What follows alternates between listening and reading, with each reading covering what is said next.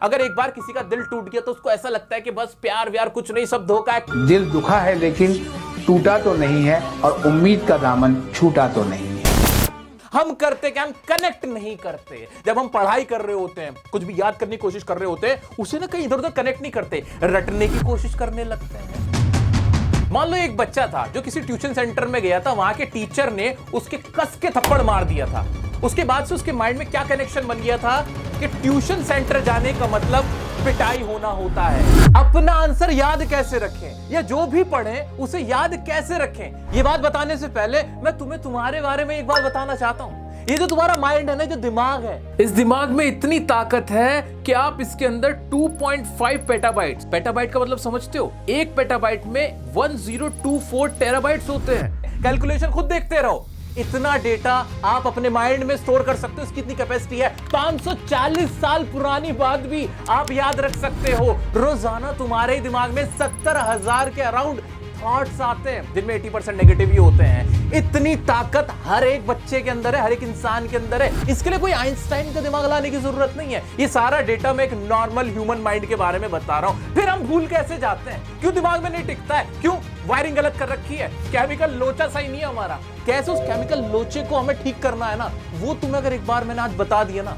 तुम्हारा पढ़ने का, चीजें याद रखने का, चीजें याद करने का तरीका ही बदलने वाला है। मैं ऐसे ही कुछ नहीं कह रहा हूं, आज बहुत साफ शब्दों में, सिंपल लैंग्वेज में तुम्हें फंडा सिखाने वाला हूं। जल्दी से देखो, समझो, अपनी लाइफ के सिर्फ 5 मिनट मुझे दे दो, उसके बाद देखो तुम्हारा भी परसेप्शन बदलेगा और तुम्हारा जो माइंड है ना, ये भी बदलेगा।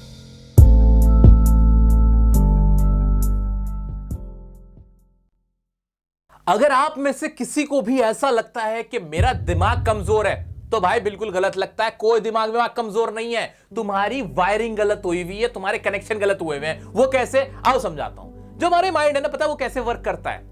हमारे माइंड के अंदर खरबों की तादाद में न्यूरॉन्स होते हैं, कुछ इस तरह से। वो न्यूरॉन्स आपस में कनेक्टेड होते हैं। जो भी जानकारी हम सुनते हैं या देखते हैं, वो एक न्यूरॉन दूसरे तक पहुंचाता है, दूसरा तीसरे तक, ऐसे खरबों तक ये फैले हुए होते हैं और माइंड में सेव हो जाते हैं। ऐसे हमारी मेमोरी बनती है। जैसे ही हम किसी चीज के बारे में सोचते हैं, वैसे ही वो जो कनेक्शन होता है वो एक्टिव हो जाता है, एकदम से चिंगारी जलती, खटाक, और फिर हमें वो बात याद आ जाती है। यानी इंपॉर्टेंट क्या है यहां, कनेक्शन कनेक्शन कनेक्शन। ऐसे ये वायरिंग इंपॉर्टेंट है। ये कुछ इस तरह से ही है कि जैसे कि एक बल्ब कैसे जलता है, बल्ब ऐसे जलता है कि बिजली का कनेक्शन लगा हुआ होता है, जैसे ही उसके अंदर बिजली जाती है बल्ब जल जाता है। कनेक्शन इंपॉर्टेंट है। जहां एक कनेक्शन गलत हुआ, जानकारी आपको हासिल नहीं होगी। हम करते क्या, हम कनेक्ट नहीं करते। जब हम पढ़ाई कर रहे होते हैं, कुछ भी याद करने की कोशिश कर रहे होते हैं, उसे ना कहीं इधर उधर कनेक्ट नहीं करते, रटने की कोशिश करने लगते हैं, कोई और तरीका ढूंढने लगते हैं। माइंड को वो सब समझ नहीं आता। माइंड तो कहता है उसी जैसी कोई चीज बता दो मुझे, उसी जैसी कोई चीज, उसे कनेक्ट करके बता दो। अब जब उसको आप कनेक्ट करके बता दोगे, तो इन न्यूरॉन्स का जो ये आपस में कनेक्शन है, जिसे साइनेप्सिस कहते हैं, ये मजबूत हो जाता है। ये साइनेप्स मजबूत हो जाते हैं। जितने मजबूत साइनेप्स होंगे, यानी इनका बीच का कनेक्शन होगा, उतनी अच्छी तुम्हारी मेमोरी हो जाएगी। वो कैसे होगी आओ बताता हूं। दोस्तों, मैंने आपको बताया कि स्पेनिश में किसी को ग्रीट करने के लिए होला बोलते हैं। क्या आप इसे याद रख पाओगे? नहीं, आप नहीं याद रख पाओगे। लेकिन अगर आप इसे कनेक्ट कर दोगे एक न्यूरॉन को दूसरे से, तो याद हो जाएगा। वो कैसे? मैंने आपसे कहा कि स्पेनिश में ग्रीट करने को होला बोलते हैं। इसको आप ऐसे कनेक्ट करो कि इंग्लिश में हेलो बोलते हैं। हेलो, होला, दोनों आपस में मिलते जुलते हैं। बताओ, क्या ये कनेक्शन मजबूत हो गया? हो गया कि नहीं? हां, हो गया। अब क्या आप जैसे सोचोगे कि ग्रीट करने को क्या कहते हैं, आपको हेलो इंग्लिश वाला याद आएगा और उसी से होला भी याद आ जाएगा। 3-4 बार इसे रिपीट करोगे, ये जो येलोइश पार्ट देख रहे हो और ऐसे चिंगारियां भड़केंगी और तुम्हारे माइंड में लॉन्ग टर्म तक याद रह जाएगा। आइए इसको और अच्छे से समझते हैं। मान लो एक बच्चा था जो किसी ट्यूशन सेंटर में गया था, वहां के टीचर ने उसके कस के थप्पड़ मार दिया था। उसके बाद से उसके माइंड में क्या कनेक्शन बन गया था कि ट्यूशन सेंटर जाने का मतलब पिटाई होना होता है। जैसे ही वो ट्यूशन सेंटर को देखता था तो न्यूरॉन कनेक्ट हो जाते थे। एकदम से दिमाग में क्या आने लगता था, पिटाई। ये गलत कनेक्शन था, ये वायर गलत मिले थे। प्रॉब्लम ट्यूशन सेंटर में नहीं थी, प्रॉब्लम ट्यूटर में नहीं थी, प्रॉब्लम कनेक्शन में थी। अपने माइंड को याद दिलाओ कि कनेक्शन गलत हुआ है, ये न्यूरॉन इस न्यूरॉन के साथ नहीं कनेक्ट होना था, ये न्यूरॉन कनेक्ट होना था। ट्यूशन का मतलब पढ़ाई होती है। अगर इसको ऐसे कनेक्ट कर देते तो क्या आपकी मेमोरी बदलती? हां बदलती। क्या सोच बदलती? हां बदलती। इसी तरह से हमारे को लगता है कि भाई अगर एक बार किसी का दिल टूट गया तो उसको ऐसा लगता है कि बस प्यार व्यार कुछ नहीं, सब धोखा है। दिल दुखा है लेकिन टूटा तो नहीं है और उम्मीद का दामन छूटा तो नहीं है। कोई धोखा वोखा नहीं, तुम्हारी वायरिंग गलत हुई हुई है, उसको ठीक कर दो। तो दोस्तों इसी तरह से हमारा माइंड वर्क करता है, पढ़ाई में इसको अप्लाई करते हैं। कैसे? कम समय में चीजों को हम समझ सकते हैं, सही वायरिंग करके। वो ट्रिक सुनो दोस्तों। एक बड़े साइंटिस्ट हैं, उन्होंने कहा था neurons that fire together wire together. जो फायर होते हैं, जो एक बार कनेक्ट हो जाते हैं, उनके अंदर वायरिंग हो जाती है। इस तरह से समझ लो इसको। अब पढ़ाई करते हुए जैसे ही तुमने सोचा एनी फ्रैंक को पढ़ना, एनी फ्रैंक की कहानी पढ़ी। एक 13 साल की लड़की थी जो कि बहुत बातें करती थी। क्या तुम्हारे आसपास कोई ऐसा कनेक्शन है जिसे आप उससे कनेक्ट कर सकते हो? कोई ऐसी लड़की है, कोई ऐसी रिलेटिव फ्रेंड है जो 13 साल की और बहुत बातें करती है? होगी 100%, कोई ना कोई तो होगा ही ना। उसको उसके साथ कनेक्ट कर दो। जैसे यानी को सोचना पड़ेगा, याद आ जाएगी वो फ्रेंड, वो रिलेटिव। मानते हो कि नहीं? कोई स्ट्रिक्ट टीचर था मिस्टर कीजिंग जैसा, जो कि आपके स्कूल में भी है। उसको जैसे ही पढ़ो तो याद करो मिस्टर कीजिंग के साथ उस टीचर को कर दो कनेक्ट, उनकी वायरिंग उसके साथ कर दो। इसी तरह से जितने भी टॉपिक है, फॉर एग्जाम्पल आप जैसे किसी लड़की की कहानी पढ़ो, आपने अमेंडा की कहानी पढ़ी, उसकी मां उसके साथ जुड़ी हुई थी। ऐसी क्या कोई और कहानी थी जिसमें उसकी मां जुड़ी हुई थी? इस तरह से कनेक्ट करोगे, याद आ जाएगा, वली याद आ जाएगी। तो वली और अमेंडा दोनों एक साथ याद आ जाएंगी। वो भी याद आ गई, ये भी याद आ गई, आपस में कहानियां, फिर आप मैच कर पाओगे। तो कोई भी टॉपिक है, साइंस का टॉपिक है, मैथ्स है, इंग्लिश है, जो भी आप पढ़ रहे हो, सोशल साइंस, आपको अपने जो इवेंट्स हैं, जो भी कहानियां हैं, जो भी कॉन्सेप्ट्स हैं, उनको आपस में मर्ज करो, वायरिंग करो उनकी।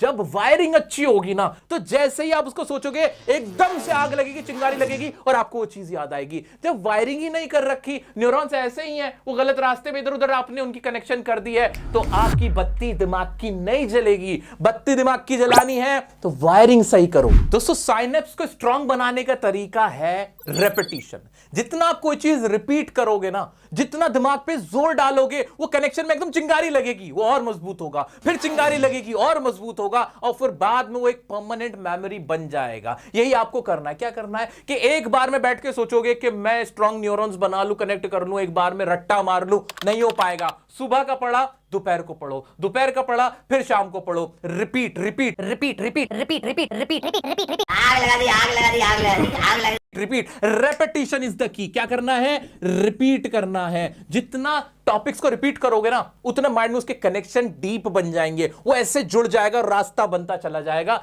सही रास्ता बनाना है, उस रास्ते पे बार बार जाना है। समझ पाए? दोबारा समझो क्या कह रहा हूं मैं। पहले तो न्यूरॉन्स का सही जगह कनेक्ट करो, उन्हें कनेक्ट करके पढ़ो, है ना? कनेक्शन क्लियर हो गया। अब उस कनेक्शन को आपको याद रखना है कि जैसे ही सोचो तो उस कनेक्शन पे भटको ना, डायरेक्ट वहीं जाओ। उसके लिए जरूरी है रिपीट करो। रिपीट करने के लिए क्या करना है कि एक बार सुबह पढ़ा, सुबह की बात को दोपहर पढ़ा, दोपहर फिर दोबारा से शाम को पढ़ लिया, 3 बार पढ़ लिया, 4 बार पढ़ लिया। अब वो रास्ता भी आपको पता है, कनेक्शन सही बना ही हुआ है। देखना मेमोरी कैसे तेज होती, कैसे भूल पाओगे। फिर जो कानों को सुनाई देता है, दिमाग में वो जरूर जाता है। याद रखना, कोई आंसर याद कर रहे हो, बड़ा आंसर है, याद नहीं हो रहा, तो आपको तेज तेज बोलना है, आराम से, स्लोली, आई मीन लाउड बोलना है बट स्लो बोलना है, ताकि माइंड में जाए, माइंड में वो न्यूरॉन्स में जाएगा, वो उससे रिलेटेड न्यूरॉन्स आपस में कनेक्शन बना लेगी कुछ इस तरह से, यानी वायरिंग ठीक हो जाएगी उसकी। तो आपको करना क्या है? कोई भी आंसर है नहीं समझ में आ रहा, स्लो बट लाउड, तेज बोल बोल के उसको पढ़ना है। फॉर एग्जाम्पल,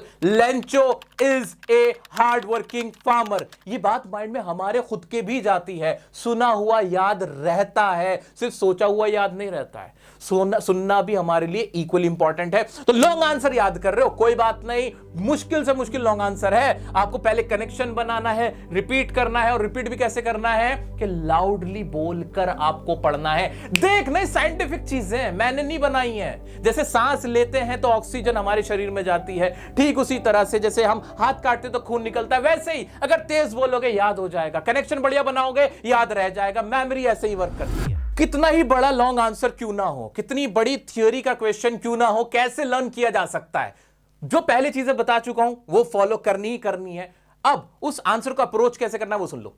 सबसे पहला काम क्या करना है, जो भी आपका लॉन्ग आंसर है ऐसे ना पहले उसको डिवाइड कर लेना, ब्रेक कर लेना, तोड़ लेना, माइंड को कनेक्शन बनाने देना ताकि आसानी रहे। क्या कि स्टार्टिंग क्या है इसके अंदर, पहले मोटा मोटा समझाओ क्या है भाई शुरू में, मुझे नहीं पता, समझ नहीं आ रहा क्या है। अच्छा, शुरू में इसका इंट्रोडक्शन है, अच्छा, फिर ये आगे की 5 लाइनों में क्या लिखा हुआ है, 5 लाइनों में तो इसकी डिटेल है, अच्छा, और लास्ट में क्या है, लास्ट में इसका कंक्लूजन है। ओके, अच्छा, इस तरह से ना पहले कोई भी बड़े से बड़ा आंसर हो उसको तोड़ो तोड़ो। माइंड इतना बड़ा आंसर देखते उसको समझ ही नहीं आता कि कौन से वायर कहां पे कनेक्ट करने हैं, है ना। उलझ जाओगे, तुम भी उलझ जाओगे। तो सबसे बढ़िया तरीका क्या है?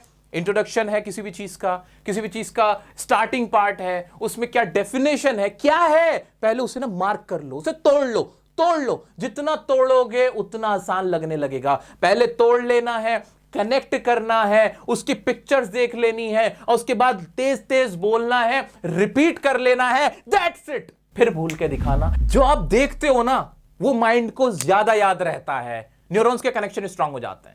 तो कोई भी आंसर आप पढ़ रहे हो उससे रिलेटेड जो भी इमेज या कोई भी वीडियो आपको मिल जाती है उस चीज से रिलेटेड। फॉर एग्जांपल, आप महात्मा गांधी के ऊपर क्विट इंडिया मूवमेंट पढ़ रहे हो, महात्मा गांधी जी का क्विट इंडिया मूवमेंट का एक बार गूगल सर्च कर लिया, उनकी वीडियो देख ली, मूवी देख ली, वो आपको याद रह जाएगी, क्योंकि माइंड ना इजीली कनेक्ट कर पाता है उस वीडियो से। जैसे उस टॉपिक को सोचोगे माइंड जाएगा उस वीडियो पे जो आपने देखी थी। कनेक्शन स्ट्रांग हो गया कि नहीं, इजीली आप रिकॉल कर सकते हो कि नहीं? हाँ, रिकॉल कर सकते हैं। बार बार ऐसे चिंगारी उठेगी और आपको याद आ जाएगा, चिंगारी उठेगी और आपको याद आ जाएगा। ऐसी वायरिंग बढ़िया वाली आपकी हो जाएगी। याद रखोगे तो करना क्या है? ये विजुअलाइजेशन करना है। साइंस के अंदर कोई केमिकल फॉर्मूला है, कोई केमिकल आपकी इक्वेशन है, देखो ना उसका रियल में क्या होता है, वो कैसा दिखता है, सोडियम कैसा नजर आता है, पोटेशियम कैसा नजर आता है, ये सारे जो केमिकल्स हैं उनकी शक्ल कैसी है, वो माइंड में याद करने की कोशिश करो। सोशल साइंस, कोई भी जो आपका टॉपिक है उसकी आपको जितना पॉसिबल हो सके उसकी विजुअलाइजेशन करनी है। टॉपिक्स को इज्जत देना बंद करो। आंसर जो बड़े बड़े होते हैं उनको तुम बड़ी इज्जत देते हो, उनकी इज्जत बिल्कुल मिट्टी में मिला दो। उनको रियल लाइफ में फुल मजाक उड़ाओ। जितना मजाक उड़ाओगे उतना तुम्हें मजेदार लगेगा। For example, the proposal chapter बहुत बड़ा, याद नहीं हो रहा, अरे अपने दोस्त को बोलो ना, भाई तेरा तो लमो जैसा हाल होगा, तुझे नतालिया भी हानि करेगी। इसी तरह से भाई असम में मैं तो प्रंजल के साथ जाके चाय की पत्ती के बागान देखूंगा, चाय पीऊंगा मैं तो। अरे तू तो कॉर्गी है भाई, तेरा तो कलेजा बहुत बड़ा है मेरे कॉर्गी, तो तेरी कबाई कहां है? इस तरीके से ना मजाक, हंसी मजाक अपने दोस्तों में, अपने घर के अंदर, खुद के साथ, अकेले में, जो भी टॉपिक्स का जितना तुम मजाक उड़ाओगे ना उतना तुम्हें याद रह जाएगा। उससे रिलेटेड चीज याद आएगी। अरे मेरी किटी कहां गई?